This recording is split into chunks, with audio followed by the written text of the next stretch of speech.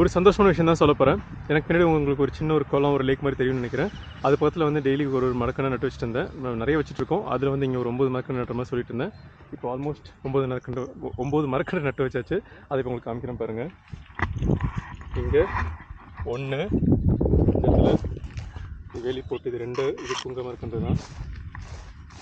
இதுவும் புங்க மரக்கன்று தான். இது இடத்துல 3வது, அப்போ இது 4வது மரக்கன்று. இதுவும் புங்க மரக்கன்று தான்.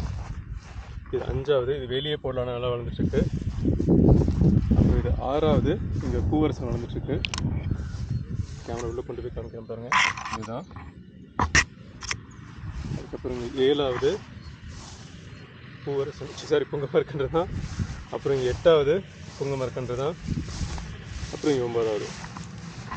ஸோ 9 மரக்கன்றுகள் இந்த வரிசையில் வச்சுருக்கோம். இதை தண்ணி ஊற்றி கொஞ்சம் பராமரிக்க போகிறோம்.